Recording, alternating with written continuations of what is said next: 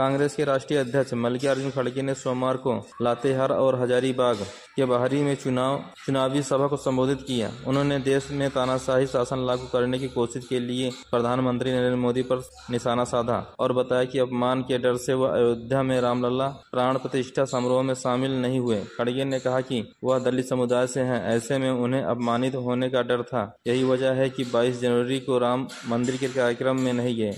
झारखंड में चतरा लोकसभा के नेतरहाट में अपनी पहली चुनावी रैली को संबोधित करते हुए खड़गे ने पूछा, राष्ट्रपति मुर्मू जो एक आदिवासी हैं, उन्होंने संसद भवन या राम मंदिर में प्राण प्रतिष्ठा कार्यक्रम के लिए आमंत्रित क्यों नहीं किया गया? पूर्व राष्ट्रपति रामनाथ कोविंद जो एक दलित हैं, उन्हें संसद भवन के शिलान्यास समारोह में आमंत्रित क्यों नहीं किया गया? उन्होंने दावा करते हुए कहा, मुझे प्राण प्रतिष्ठा का निमंत्रण मिला था, लेकिन मैं नहीं गया क्योंकि मुझे डर था कि वे इसके तुरंत बाद परिसर की शुद्धि करेंगे। इसके अलावा मुझे मूर्ति के पास जाने की अनुमति नहीं दी जाएगी। कांग्रेस अध्यक्ष ने कहा, और फिर आप दावा करते हैं कि हमने एक आदिवासी महिला या पुरुष को राष्ट्रपति बनाया। आपने उन्हें आमंत्रित नहीं किया क्योंकि आपने सोचा था कि आप अपवित्र हो जाएंगे। उन्होंने मतदाताओं से अपील करते हुए कहा कि इससे पहले बहुत देर हो जाए, जाति और समुदाय के ऊपर उठकर मोदी को हराना है। उन्होंने रैली में यह समझाने की कोशिश की कि मौजूदा लोकसभा चुनाव देश,